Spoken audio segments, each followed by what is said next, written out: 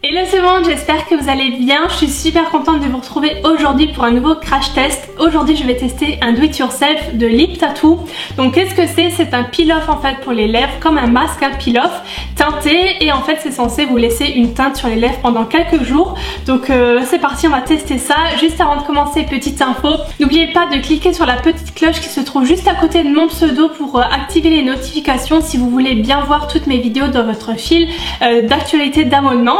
On passe tout de suite au petit lot qu'il y a à gagner aujourd'hui. Donc je vous propose de remporter 5 NYX lingerie, donc de chez NYX, qui sont des rouges à lèvres couleur nude avec une jolie pochette de chez Too Faced qui est hyper pailletée, super sympa pour les fêtes. Et donc pour participer, toutes les conditions sont en barre d'infos. Voilà, on passe tout de suite maintenant au test. Alors vous savez qu'il existe des produits comme ça déjà finis, hein. C'est ces produits là, je pense que vous les avez vus passer sur YouTube. Il y a plein de crash tests sur ces produits là, sur les réseaux sociaux et tout. Donc moi j'en ai deux, je les ai depuis cet été, je les ai déjà testés et ça marche plutôt bien, ça tient quelques temps sur les lèvres. Et ce que je vais faire, je vais comparer les deux sur ma main, comme ça on va bien voir si la couleur est pareille, etc. Et je vais tester le do it yourself sur mes lèvres directement, comme ça j'aurai le comparatif avec les autres et puis le crash test en live avec le do it yourself sur mes lèvres directement. Alors qu'est-ce que vous avez besoin déjà pour ce do it yourself? C'est un masque peel-off transparent, neutre, sans couleur. Moi j'ai pris ça sur Amazon, c'est un masque peel-off à l'aloe vera qui est hydratant, donc je l'utiliserai bien sûr au-delà de ce do it yourself. J'aime beaucoup les masques peel-off et puis j'aime bien les trucs à l'aloe vera, ça hydrate bien et tout. Voilà, je vous mettrai le lien dans la barre d'infos si ça vous intéresse. Et du colorant alimentaire, c'est ce qui va déjà colorer bien sûr la préparation, on va dire. Je me suis renseignée avant de faire la vidéo parce que j'aurais peut-être des questions à ce sujet. Normalement il n'y a aucun danger pour la peau, c'est quelque chose qu'on met dans les gâteaux pour manger, hein. Donc si on peut le manger sans souci, on peut aussi le mettre sur la peau. En tout cas j'ai rien vu de dangereux ou quoi dans ce que j'ai lu, voilà, pour me renseigner. Donc voilà pour ça. Je vais en mettre une petite quantité, je pense que ça sert à rien d'en faire de trop, hein. Je mets... Ça, je pense que c'est déjà bien suffisant pour faire toutes les lèvres. Et je prends mon colorant alimentaire. Faites attention de ne pas vous tacher les doigts, hein, parce que ça colore, hein, c'est fait pour. C'est pour ça d'ailleurs qu'on utilise le colorant pour ce do it yourself.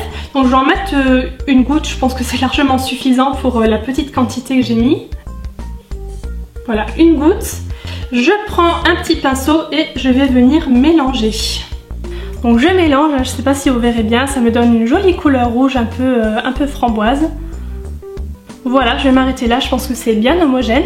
Bon, moi j'ai les lèvres assez sèches, hein, comme vous pouvez le voir. De toute façon elles sont comme ça tout l'hiver, je mets du baume à lèvres tout le temps, mais elles sont quand même tout le temps sèches et j'ai la fâcheuse manie d'arracher les peaux quand elles sont sèches. J'arrive pas à laisser quelque chose comme ça. C'est pareil pour les petites peaux autour des ongles et tout. Si j'ai un truc qui dépasse, je dois le tirer dessus. Bref. Et aussi donc là je vais l'appliquer et je reviendrai tout de suite après que ça ait séché, parce que n'essayez pas de parler avec le produit, déjà ça colle, c'est vraiment horrible. Donc n'essayez pas de parler le temps que ça sèche.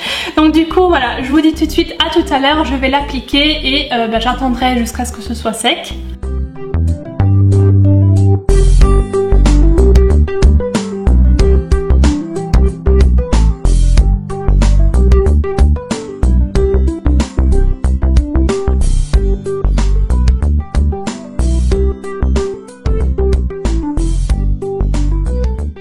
Alors ça fait 5 minutes que j'ai le peel-off sur les lèvres. J'évite de les coller ensemble mes lèvres parce que ça risque de tout sembler en même temps. Là je préfère pas trop parler. Et je vous mettrai dans la barre d'infos concernant la tenue lequel a duré plus longtemps, parce que là c'est qu'une vidéo première impression, c'est pas une revue complète et tout. Donc je fais toujours un petit bilan dans la barre d'infos sur la tenue des produits et tout ça. Donc voilà, je vous dirai lequel a tenu le plus longtemps.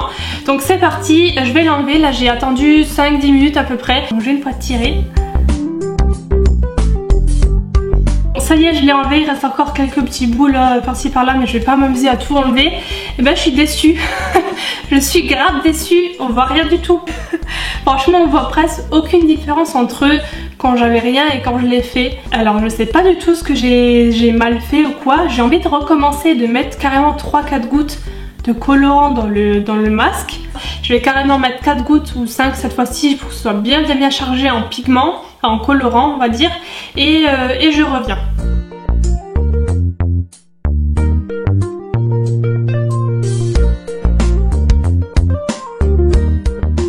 Bon, ça y laissé ça sécher. Là j'ai attendu un peu plus qu'avant, je me suis dit je vais attendre 5 minutes de plus, j'ai attendu environ 10 minutes, un quart d'heure. Donc c'est parti, j'espère que ce sera mieux qu'avant. Ah ben voilà, là on peut dire qu'on voit quand même une différence. Donc là je peux valider ce do it yourself. Je pense vraiment qu'il faut pas hésiter sur la quantité de colorant qu'on met. Là j'ai mis 5 gouttes en plus de l'autre que j'avais mis avant, donc ça fait 6 gouttes en tout pour un tout petit contenant, une toute petite quantité. Donc franchement n'hésitez pas à y aller, mettez pas tout le flacon non plus, mais voilà. Une goutte ça suffit pas, vous l'avez vu avant, ça donne rien. Mais là sur 6 gouttes, je vois quand même une différence, donc c'est cool.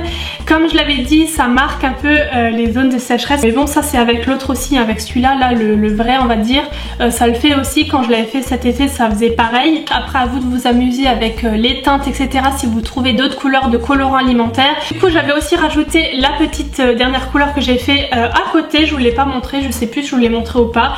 Comme ça je vais pouvoir voir la différence. Donc c'est parti. Je vais enlever le premier, donc clairement qui ne marque rien, hein, voilà comme vous le voyez. Ensuite le deuxième qui est celui de la marque coréenne je crois, si je ne me trompe pas, donc qui marque plutôt pas mal, hein, qui est là. Je vous mettrai aussi le lien de ces trucs là, j'ai 2 teintes différentes en barre d'infos, ça coûte que dalle. Voilà, et le troisième que j'ai fait à l'instant et que j'ai sur les lèvres, et ben qui marque plutôt pas mal, hein, comparé à l'autre. Il n'y a pas beaucoup de différence. Forcément l'autre est encore plus pigmenté, mais je sais qu'il existe des couleurs plus claires et tout, et je pense que ça s'en rapproche beaucoup de celle-ci. En tout cas là je sais pas ce que ça va rendre à la caméra, mais je vois une grosse différence par rapport au tout début et à la première fois. Donc je valide ce do it yourself. Dites-moi dans les commentaires si vous comptez le refaire chez vous. Franchement c'est très facile. Encore une fois, tous les produits que j'ai utilisés seront en barre d'infos, et ce que vous avez pensé de ce petit test. Voilà, je vous fais plein de gros bisous. N'hésitez pas à liker la vidéo si elle vous a plu et à vous abonner à la chaîne si mes vidéos vous plaisent. Je vous fais plein de bisous et on se retrouve très bientôt pour une nouvelle vidéo. Bye bye.